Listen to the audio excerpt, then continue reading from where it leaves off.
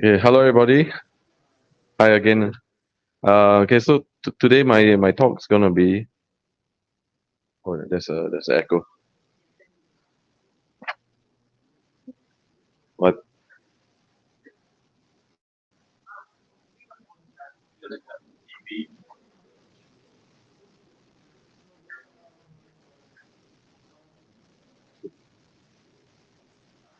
Do you need the phone stand? There you go. Oh, okay, okay, I see.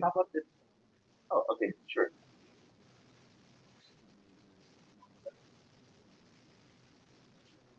Try something. Hello. Yeah. Oh.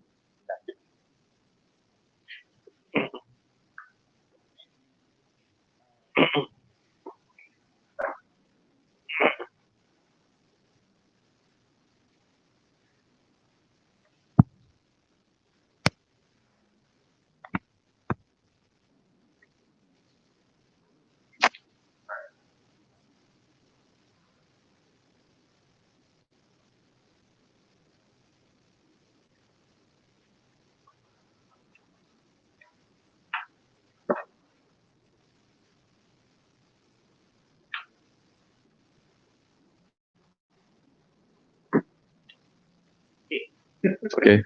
Yeah. Sorry about that. There's lots of stuff to set up. Okay. So for those of you who don't know me, my name is Daryl, and I make games. Um, I make too many games. So here are some games that I've made from various publishers around the world, and I have my own board game design studio. And it's our first time in Manila showing games to Filipinas. Oh, it's stuck on that screen, and then too many things. Is it because if it's sharing here, it's not? No, but it should not be right. Okay. Hmm.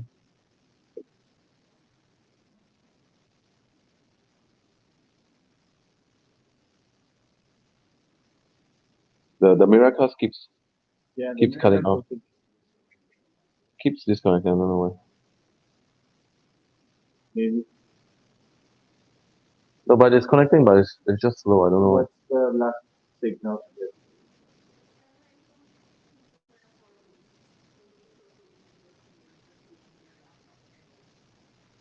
Sure. You can also try variable play and it's being now. You can on your phone. Okay, there you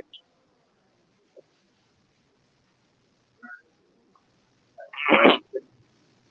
Or level play.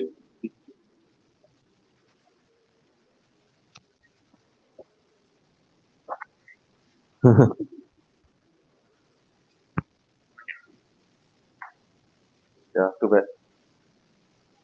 You have a viewer access to oh. 14.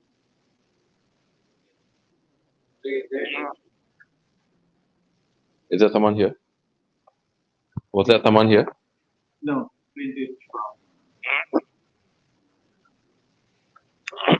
Okay. Uh, sorry. Oh, starting again. So now everybody can see. So here's some games that I've made, and then here's some games that my studio has made. But my studio is basically run by me, so it's kind of the same thing. So it's our first time being in Manila. So today I'm here just to give you a quick overview about some of my experience and how to, yeah, just a few tips on how you can become a better board game designer. Just some pointers that I've just learned just from being a designer and I guess publisher over the last 15 or so years. So before I talk about the tips, I guess I want to talk a little bit about the challenges that we face because I think understanding that will also give us the tool, or at least give us perspective as to what we are facing. Okay. Number one is exposure. Um, we are very, I mean, this industry is very new and it's not very developed in Asia. So the Western media is, you know, most people get their input from Western media, especially if you speak English. So it's very difficult to get news of your games out there. And and also like if you're a publisher, you'll get buried under all the other media from overseas. um, so there's a local market stigma. I've seen this in almost every Asian country I've been to. And even in Japan, who's already kind of the best at this. Many Asian markets view local design as either they view local design as inferior or Western as superior, but it's kind of the same effect anyways. So there's that we need to all fight together. Um, Number three, social stigma. Um, so to become a good designer, you need to spend lots of time, and sometimes that means you need to make it into a profession. But Asian parents do not consider this a profession. Um, I don't even. I think many of my family members don't even know what I do. Um, and the last point is, being in Asia, it may be a bit more difficult for us to find design groups or playtesting groups to hone our skills. I mean, the fact that there's so many of you guys here, uh, and I mean, from the games that I've played, I think you guys are in good hands. I mean, I'd be happy to play test with you guys anytime. But in general, I think it's much less than in uh, communities that are more developed and have been around for many years. Because I mean, games are kind of created by communities, right? The the more eyeballs you have on a game, and the more criticism you have, actually, the better a game gets. Okay, so now on to my pointers. Uh, I just it's basically just 4 points. It's not meant to be a long talk. Um, okay, so this point is quite important to me because as a designer, I started as a game designer and then I became a game publisher, and then that allowed me to kind of see all the different steps along the way. So th- this eight these eight sorry, I just realized I'm turning it so now you can see. There are 8 steps. I mean, it's a very rough journey from idea to consumers game table. Um, I think for a game designer, number two and number three are the most important. I mean, number one, of course, but so what is game development? Again, in Asia, everyone talks about being a board game designer, but no one talks about being a board game developer. But actually, a board game developer may be even more important than being a board game designer because it's basically taking your game from step two to step three. It's taking your idea, taking a board game idea from just like a prototype to an actual product. So in the West, this is an actual profession, and all of the companies that you follow, all the polishing, the big publishing companies that you follow, they all have a really good team of game developers. Okay. As an Asian game designer, most of the time, if you publish even the largest game publishing studios in Asia probably don't even have a good development team. Yeah. So, but that means that as an Asian game designer, you need to do that part by yourself, which is basically doing all the. So what is development actually? It's actually being doing the editing so that there are no flaws in the gameplay product.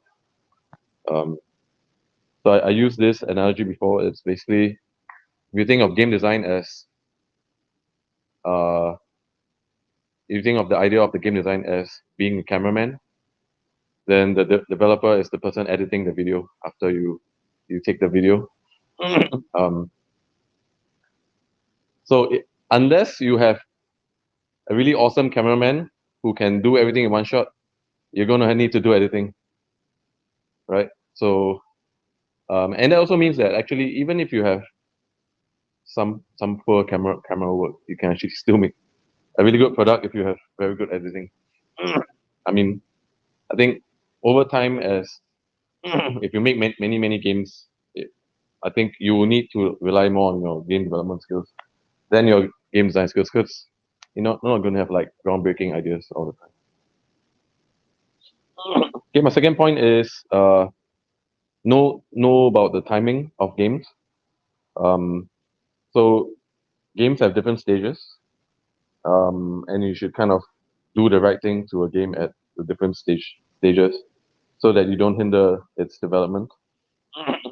It's very important to know when to let go of things.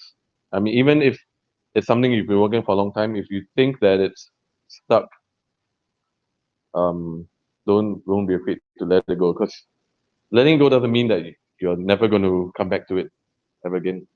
Every game that you design is always part of you, so you just think of it that way. It doesn't matter. You don't need to push it out now if it's now it's not the right time if you're stuck because you always want your game to be the best you can be, right? Sometimes you don't know what you will know 5 years in 5 years ahead or 10 years ahead, and the game may be much better at that time. So games actually take a long time to to develop. So you need patience for that. So um, there are some terms that we use being part of the game design group in Canada, Game Artisans. This kind of terminology that we use when we talk about games. So alpha is basically a very rough game idea, and it can just be the idea and maybe just a rough concept of the mechanics, and you can't actually play it to the end. But if you discuss with other designers, you can actually go to the next stage, which is beta. So beta is basically a game that's playable to the end, but it's still very rough. And so you need to test with designers before you can bring it to delta. So delta is when you have pretty much all of the game design fixed, but there's some small rules that you can still tweak around. At this point, you can already pitch it to a publisher. Um, and then gamma is when you have the game with artwork.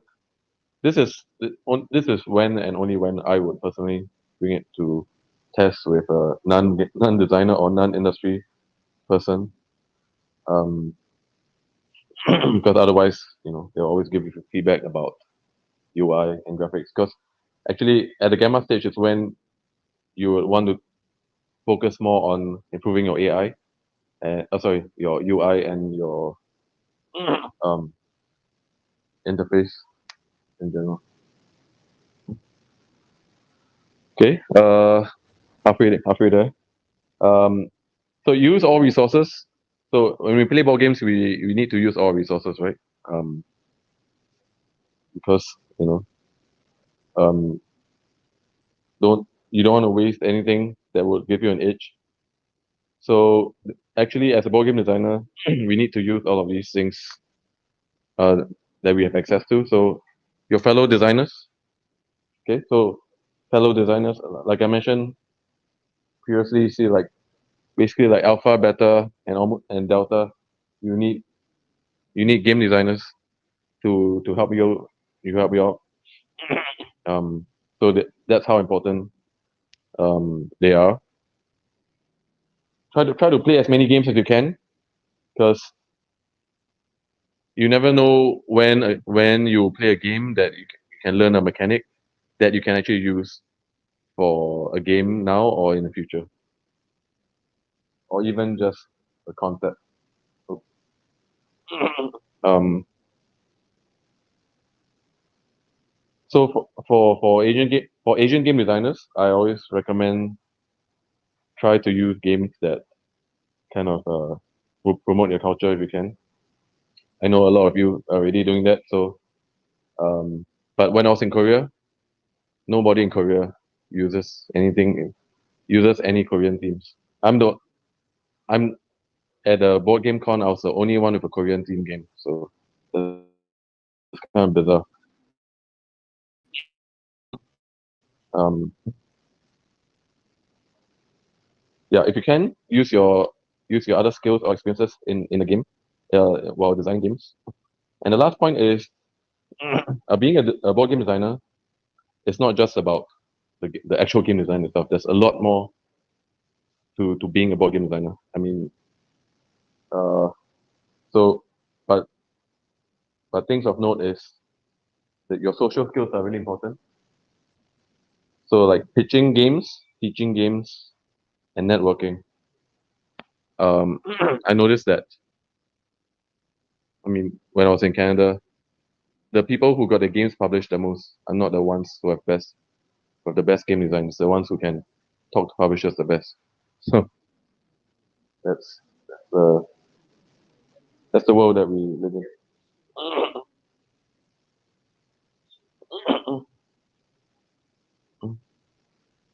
I don't even need to reset this.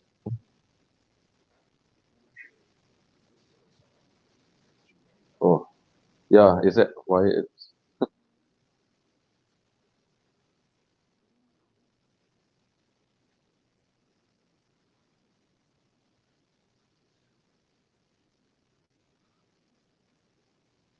Oh,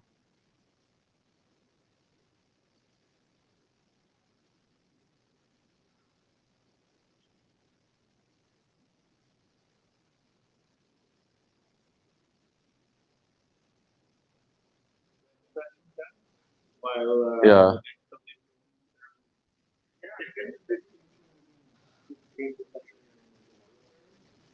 Yes.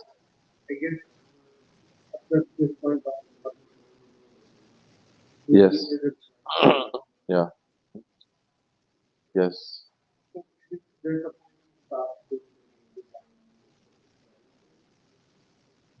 Yes. And I mean, I mean, you think about it as like when you go for game design sessions.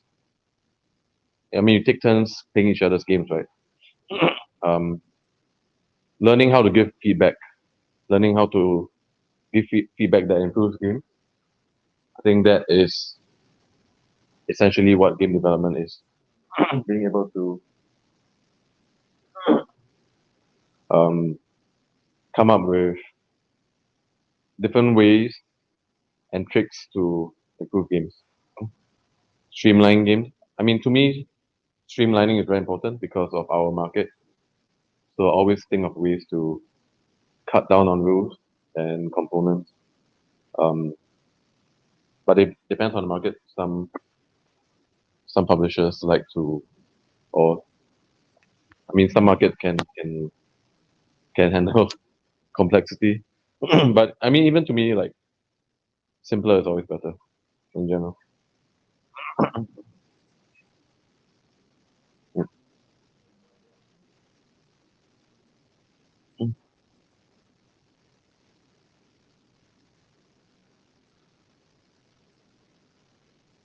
Actually, there's only one more slide, so yeah, no, that's no problem. This this this TV is very temperamental.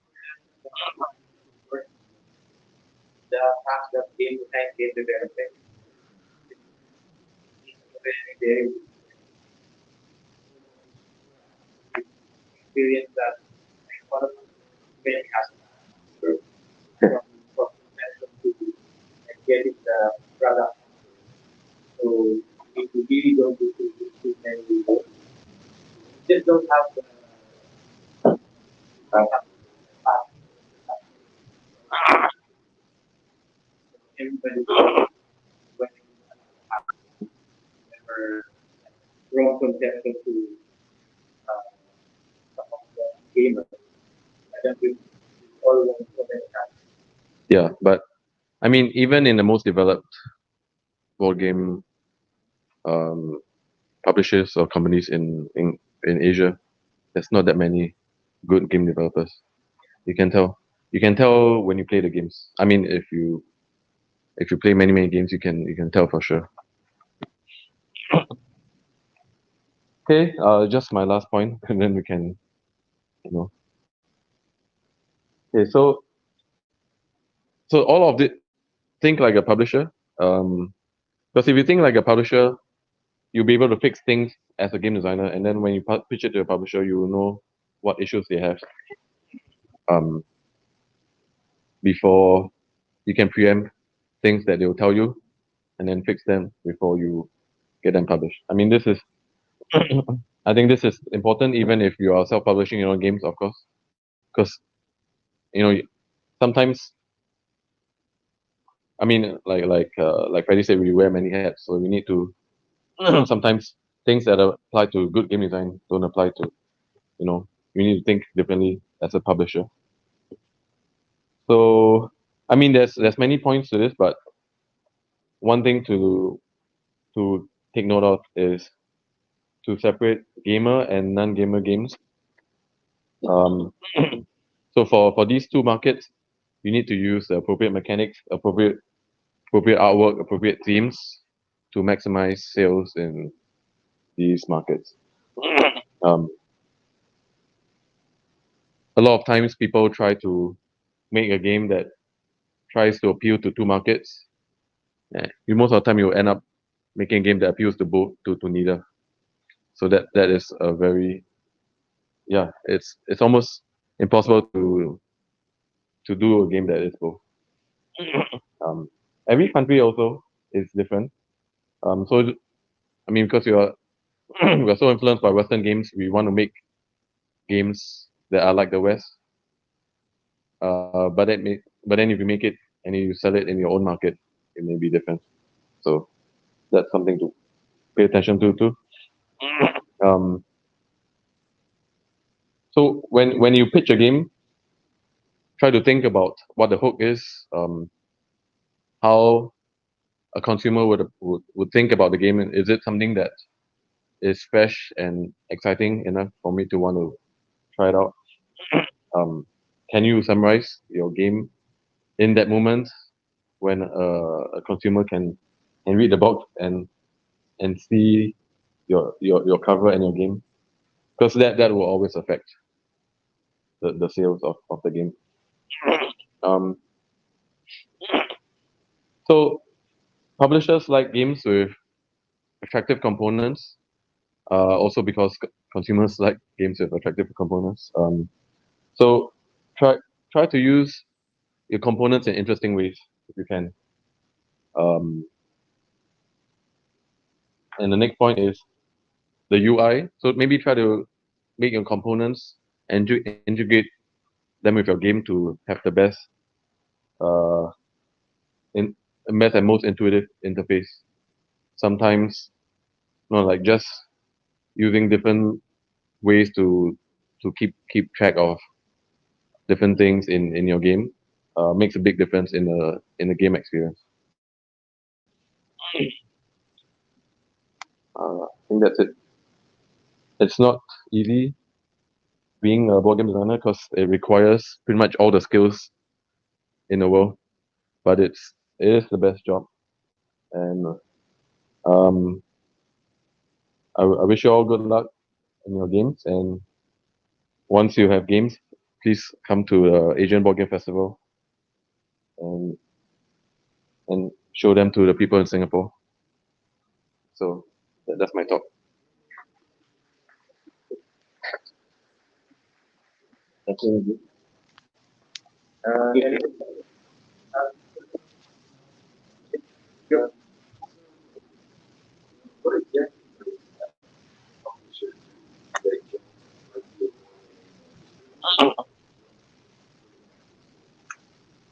I mean, in general, a publisher thinks about your game as a product and how it can sell. Um, a publisher usually has distribution networks. Um, so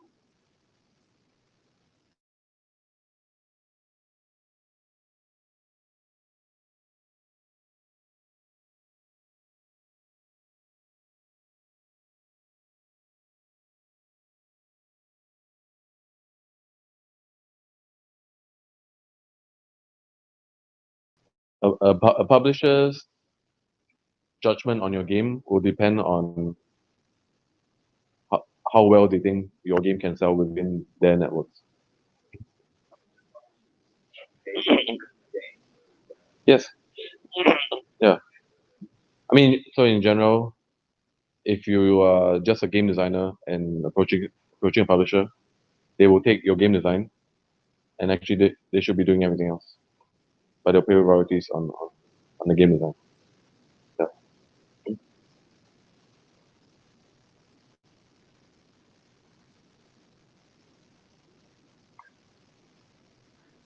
Yeah.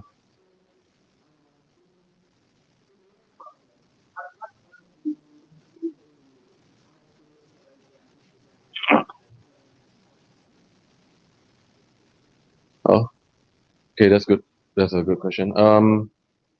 I think when it's at the delta stage, like I mentioned, I will start to find.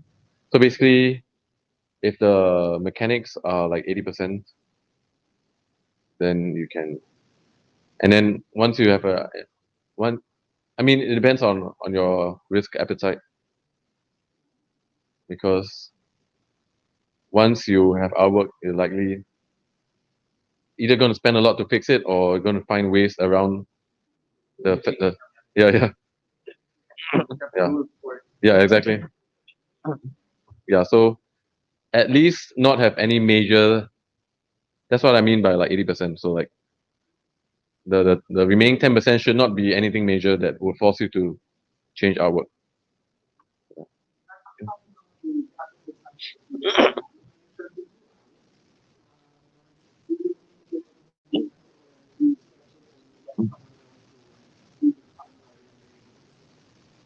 Yeah, I mean now as a game publisher myself, I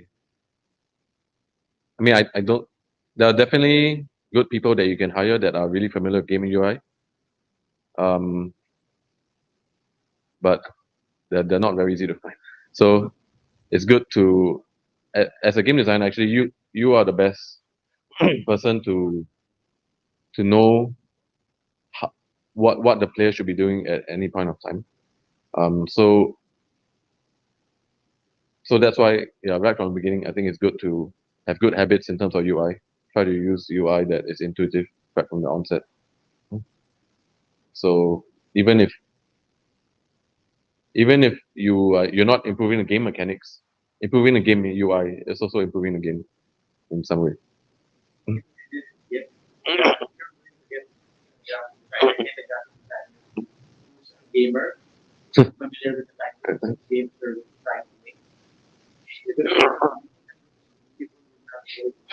Yeah, yeah, functionality. Yes, yeah, yeah, yeah.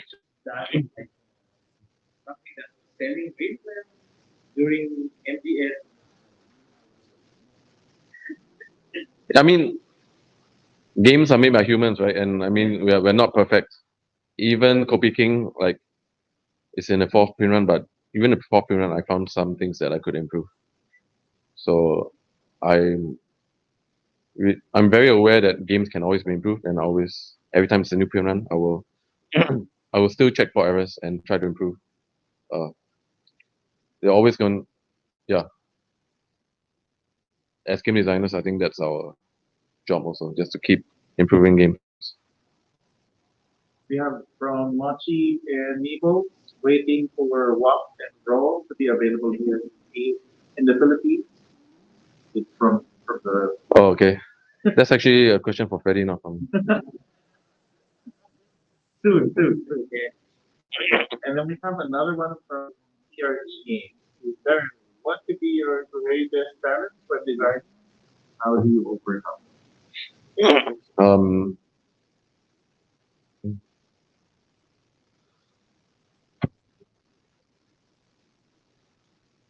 Or you could say like, what was your greatest challenge before? How do you overcome? I think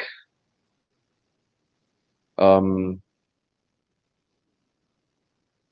finding the I think game design is all about balancing doing game design that you like, and then game design that is good for your market. Um, it's always very my biggest challenge is always trying to think about like what changes I can do that the market would appreciate. Because I'm just one person. I can't predict what like 1,000 people want, or you know thousands of people want. I think being able to visualize that is a very big challenge. Because you can only do the best that you can and hope that people understand your design choices. But there's always going to be points where I know, and I mean that's kind of ties back to the part where you can't do everything perfectly, and so you always going to have to keep improving and do the best that you can.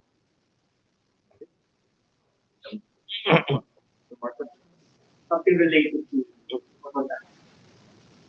do you usually start from do you usually start looking at what you think people would like to say, or do you begin with yourself? What is highlight? Yeah. I think this is the biggest difference between a game designer and a game publisher. Because game designers usually start with what they themselves like, and game publishers will will think about what they can sell, which is basically what people other people would like. Um, but you can't just always sell out all the time, because I mean, um, otherwise we'd always just be making like Monopoly clones, or things that are very accessible but don't really kind of push the envelope in terms of making better games. So I think the best is to find a compromise where you can express your personality in your game, but still make a product that you think that um, people would want to try and want to want to play. I mean, it's very tough. Every game is every game that you make, you will need to reevaluate this all the time.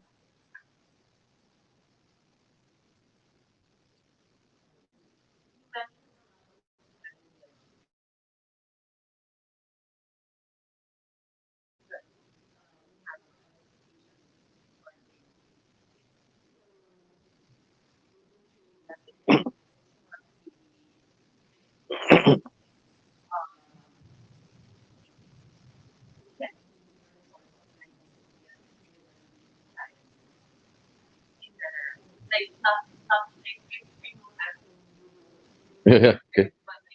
Yeah, I understand. Yeah, I mean, it's very difficult to make a living out of just board game royalties. You need to be selling thousands of games per month to just to survive on royalties. I mean, obviously there are designers in Asia also that can do that, but probably like maybe 20 in all of Asia, if even that. Um, but I mean, but that being said, um,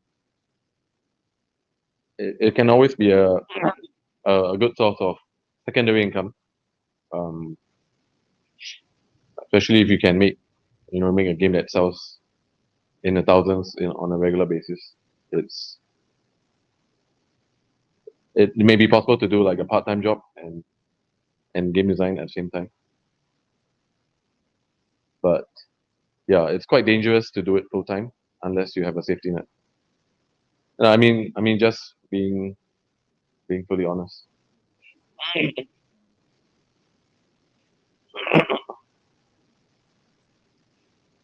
Right. Thank you very much, Daryl. Give Daryl a big round of applause. Bye.